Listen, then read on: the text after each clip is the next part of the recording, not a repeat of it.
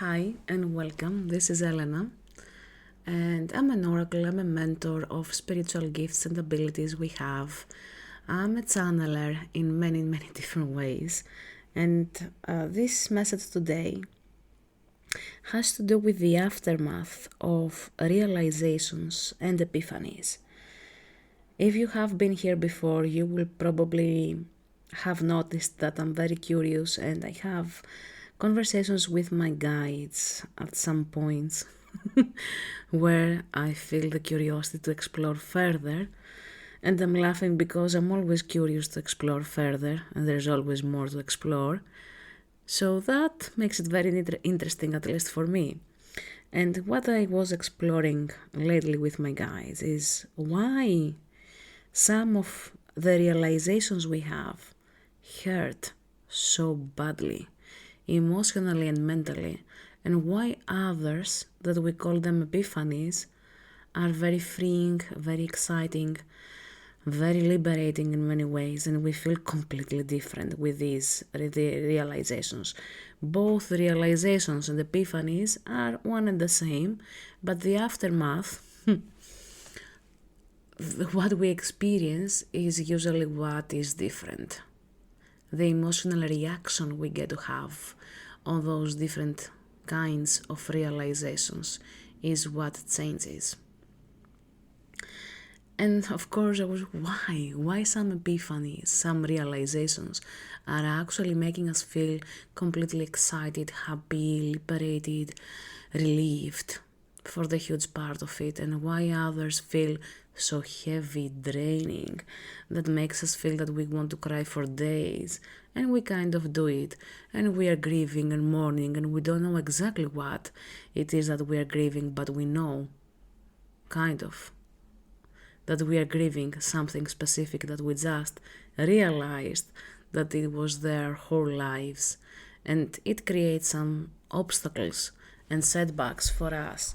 And why didn't we see it later? And why didn't we face that earlier in life? Or why nobody said anything about that? Or why is it difficult to even realize something like that? Usually that's my process, and I have seen for many people it's exactly the same process of what we are going through emotionally and mentally when we realize the energetic net of energies that has been created in our lives, and through the dynamics and the roles we keep playing with others in overall. Let me give it as general as this, because it may help you click into this message, different things and situations from your life. So it was why all these different reactions? It's the same thing. They are both freeing and liberating. One comes with a heavy emotional reaction, and one comes with a very light and exciting feeling afterwards. So what's the difference? And what my guides were explaining in that process of my curiosity and what I was seeing through their examples is that the pain or the excitement can be slowly building up for years, and we are not even aware of these building ups because it is very subtle and it takes a lot of time to get into that space of having an intense emotion or realizing that this intense emotion that you are experiencing now has to do with this situation that has been going on in a subtle way for years. And of course they brought an example of the boiling frog, that when you boil a frog in a very low heat, it will take minutes, hours, for that heat to actually go to a level that it will be uncomfortable for the frog, and it will inevitably make the frog die and continue the process of cooking, okay? And this is exactly the same thing that is going on for us.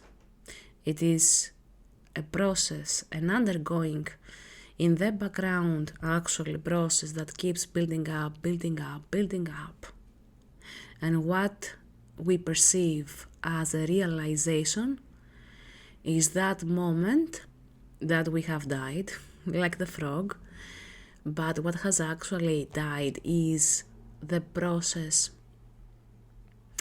that was going on, was happening so far, and now is the realization, the aftermath of that realization that was very subtle. It was always there, but never visible, literally and metaphorically under our noses, and then it exploded. So that explosion that was building up for years, for some of us, most of us actually for different situations, it has a release point. That release point is usually experienced with an intense emotion, either that is pain, emotional, mental pain, or liberation and excitement and joy. Oh, this is why I like so much these energies of deities, because I had a past life with them. And that feels freeing because it is another part of the truth that just clicked in.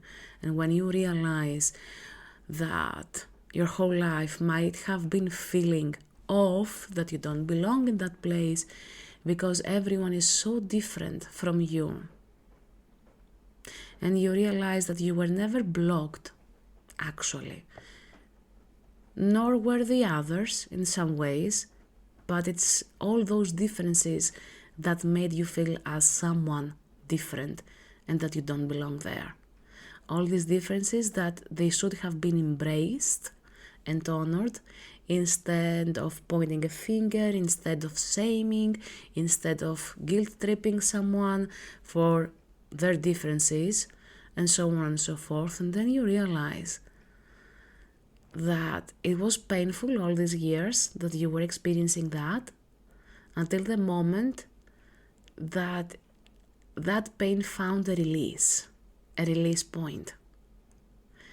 And although it is challenging, the best thing to actually do when you are releasing something that was heavy or intense and has been built up for a long time is to go with the flow of releasing that feeling, allowing yourself to just feel it without the need, what do I do now? What do I do next? How do I change how I feel? And how do I navigate everything else now I realized that? These are important questions that always show up in our heads, and we always have to show up with understanding that it's normal to have these questions, but you don't have to have the answers, and you don't have to get into a space of finding the answers. It's okay. That is a normal reaction we usually have. And just allow the next step to show up for you. Usually it is just release, the realization that is sinking in, it is being integrated, and once it is fully integrated, you will know what to do next. You will just know. You won't have to figure out and control yourself of what do I do next, or how do I do it, or what do I say, or how do I show up. All these are gonna be happening for you, and you're gonna just observe yourself of how differently you react and what kind of wisdom comes through you after the integration of these realizations. I hope this makes sense. I always enjoy having these chats with my guides because I think they are poking me in many ways to understand.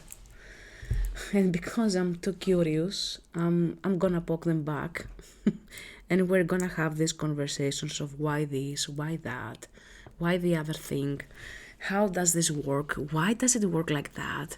Are we doing something that is not helpful at this point of time, or whatever? Is it something easier or better to do for us, for the processing we are going through? Because most of the times we don't know how to process thoughts and emotions, and we complicate things for no good reason behind it. I hope this makes sense. I hope it clicks in your reality as well.